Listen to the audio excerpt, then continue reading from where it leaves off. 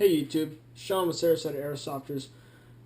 I decided today to throw together a little video for you guys that will go over the basics of Airsoft, pretty much. That'll cover the general rules that you'll see around and kind of how to get started in it, because I see a lot of people ask how to get started in it. So let's get started. Let's start off with the feet per second rules. The feet per second rules are basically the velocity limits on your gun to keep people from, shooting too hard and, causing some serious pain to people. So, I'm going to start off with the CQB arena fields that you see around. They're probably the more popular ones that you'll see around, easier to get into, and they're normally enclosed, which makes it easier to play at, rain or shine. You will normally see them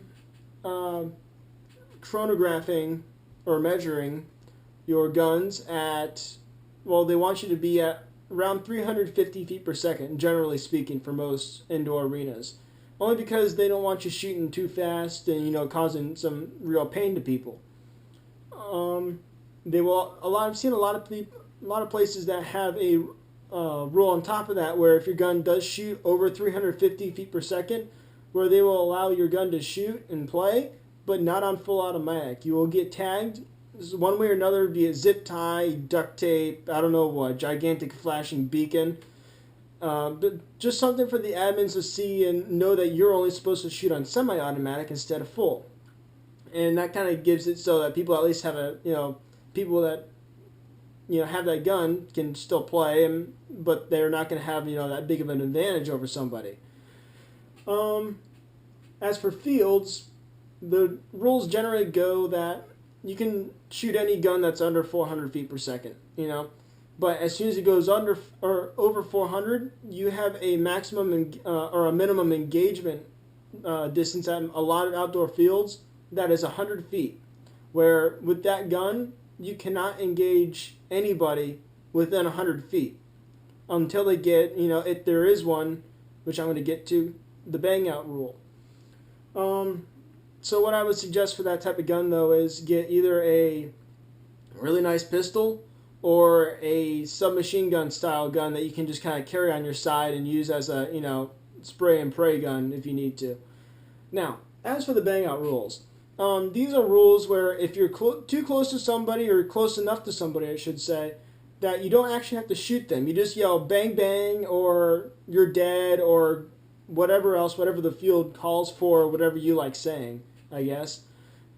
But it makes it so you don't have to shoot them. You don't have to cause them the insane amount of pain that you cause them by shooting them point blank, and they still act like you got the kill. Nobody really cares about you getting the kill, but you still got them out.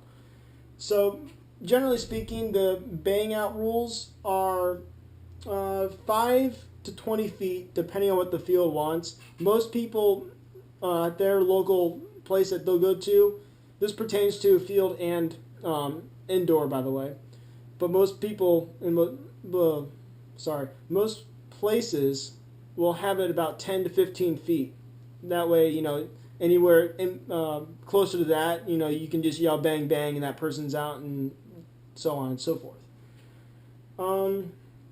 The next big rule here is eye protection. Big one. Big one. Don't ever go out and play airsoft without eye protection. Most people, places, require that you have full seal eye protection. And they also have to be rated for impacts.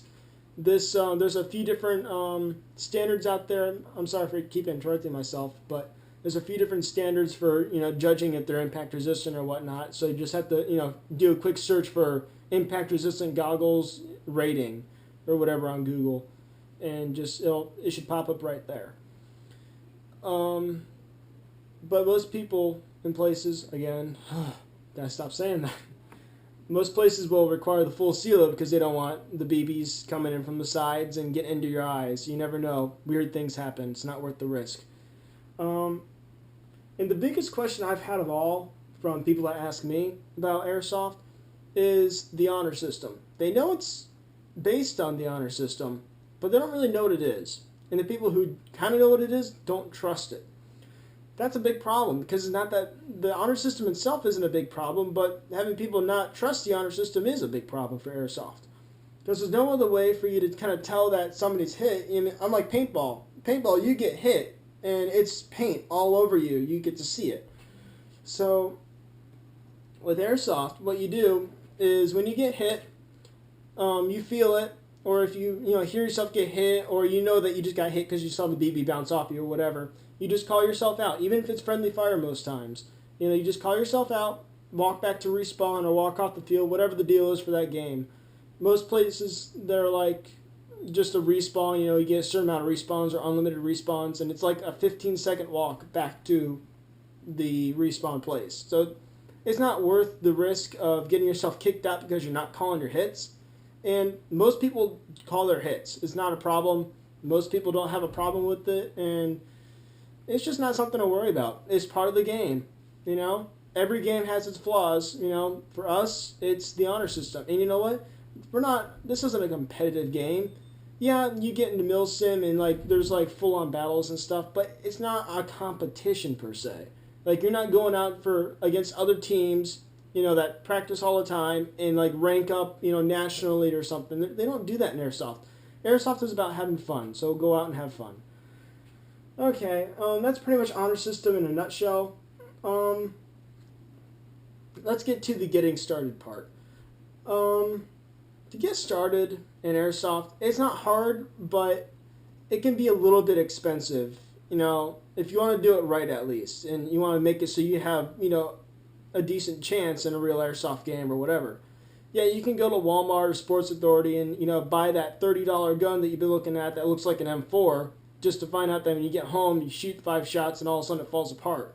Or you can go online and look for starter sets. There's plenty of them out there. I've selected 3 here on my computer for you. I've selected an M4, AK, and an MP5 build that are just starter sets. They come with the gun, the charger, and the battery. And 1 mag, except for the M4. The M4 does come with 2 mags. Now, I know you're like, oh my god, another M4, or another AK, or whatever. People complain all the time about this. I'm sorry, but you know what? There's a reason that the M4s and AKs are most popular. It's because you can do the most upgrades for them. They're easiest to get your hands on parts for them, especially the M4s. There's so many upgrades. People are worried about, oh, I want one that's unique.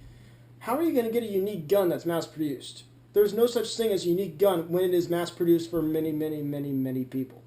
So, make it your own. That's part of the fun of Airsoft. Yeah, it can be more expensive, but I'll actually show you my gun really quick. One sec.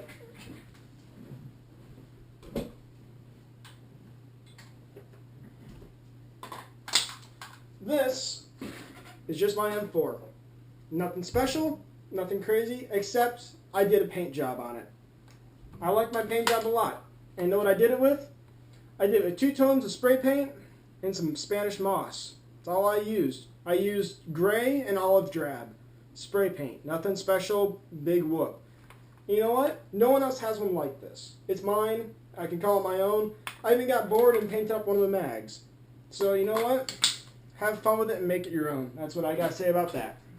Now, as for the 3 setups I found here, the first one I'm going to do is the M4. There are actually 2 different builds for this gun. One's a little bit more pricey than the other. But they are the Ares Elite Force M4A1 or the M4 CQB. The main differences on here is the price and what comes on the gun. I'm going to start with the M4A1. Basically, it's what I had on my gun is the standard handguard, the LE buttstock, and nothing special about it. It's just a standard M4 that you would imagine. Doesn't have any rails on it except for the removable rear sight, which is like my gun where I had the red dot on mine. I just took mine off, and it reveals the rail system on there. And the other one is the CQB version. Oh, and these do come in tan and brown, tan and black. I'm sorry. But the CQB version is a shorter version. It's made for CQB. It shoots, I don't know if there's an FPS difference. I'll check that really quick. But it comes with the full rail system on it. The full Picatinny excuse me, I have hiccups. But the full Picatinny rail system and the full top rail, if I'm not mistaken. Let me check this really quick just to make sure. Yep, it comes with the complete full top rail, which means that you can attach a scope or whatever on top anywhere on that top rail entirely. It's pretty much connected. And also, what's kind of cool about the CQB version is it comes with a post style flip up rear sight, which means that you can just kind of keep it on your gun and just flip it out of the way and just throw your optics on top of the gun and just kind of leave it. That way, if your optics die, it's there ready to go. Something I kind of wish my gun had, but you know, can't get it all. These guns run for the first gun I mentioned, the M4A1, the basic one, is $170.99 on evike.com. All these guns I'm going to be mentioning are on evike.com. Probably one of the better places, easier places to find out and, you know, kind of get settled into airsoft by looking at all this stuff. And the other one is $199.49.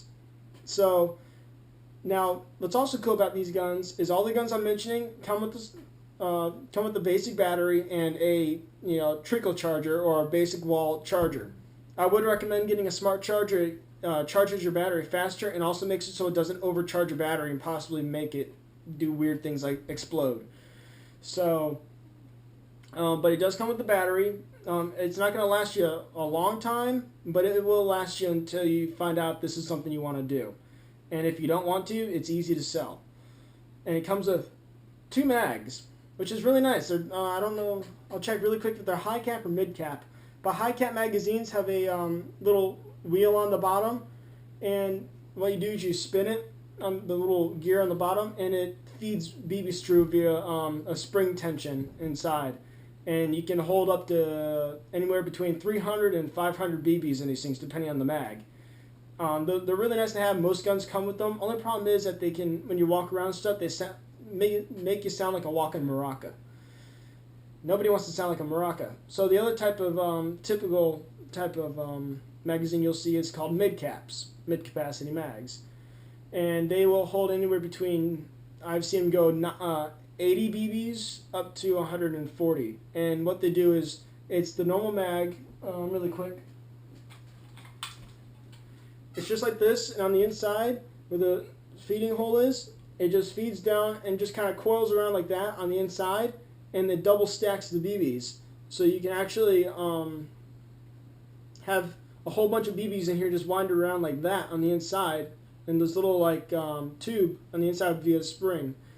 And they work very well. Most people like them a lot because they hold a lot of BBs still, and they're pretty reliable, and they're lightweight. They don't shake around at all. And they're kind of cheap. They're like anywhere from $9 to, I've seen $20, depending on what you're really wanting to get. Okay, that's it for the M4s for me. On to the 8K.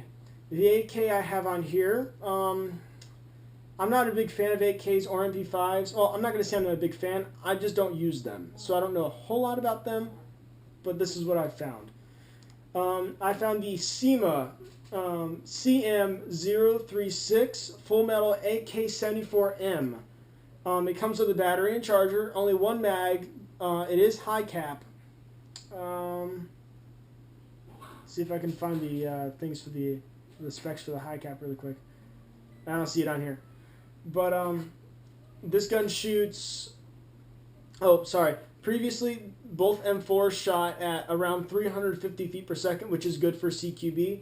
This gun shoots anywhere between, this is a big difference, 360 feet per second all the way up to 450. Now this is measured with 0.2 gram BBs. There's different weights of BBs. The heavier BBs will actually fly a straighter trajectory, and they're not easily affected by wind and all this other stuff. And if you have a gun that can handle it, it's better off because it'll lower your FPS, but there's a lot more weight flying through the air, and that keeps it going. If you have a .12 gram, don't ever use them. But if you have a .12 gram BB, it's just going to fly all over the place, and it's not going to fly far. Yeah, it's going to go faster out of the barrel, but it's not going to have the weight behind it to keep it going fast. So that's why you don't want to use those light BBs. Plus, the .12 BBs, they can really seriously mess up your gun, especially Crossman brand. Don't ever buy Crossman brand. I know you hear a lot of people say this. Just don't do it. It'll mess up your gun. You're paying $200 for a gun, and you don't want to mess that up. Now, something about this gun you guys will probably like compared to the other gun I previously mentioned is the price. This gun on e-bike in stock is $140. It does not come with any type of rail system on it, though. So that's something about the AKs that you'll have a hard time finding. And when you do find rail systems on it, it's on the front handguard itself. They're not anywhere for a scope or something easily on it. There's attachments for it, but they're a pain in the butt. The battery it comes with is a 8.4 volt battery. It is a stick type battery, which means on the AK, on that top metal piece, there's like a little button on the back of the gun. You push that in, and that top piece folds up, and there's a long stick type battery that lays in there, and you just plug in and go with that. So that's how you do it with the AKs, at least. The M4s, if there's a regular standard handguard, it goes up in the front handguard, and if there's a rail system, you will either use a PEQ box, which goes onto the rail system itself and looks like one of those laser systems that you see in Call of Duty or something, or it will go in the butt stock itself and like what's called a crane stock battery. There's a difference between an LE stock, which is the normal butt stock like on my gun, and a crane stock. Crane stock actually holds the batteries and it looks like a triangle. So that's also something to note. So with this gun, it comes with a high cap. It is not real wood, although from what the pictures look like, it's a decent looking wood. Anything else on here? Whoop-de-doo, it has Kalashnikov trademarks. Most people don't really care about that.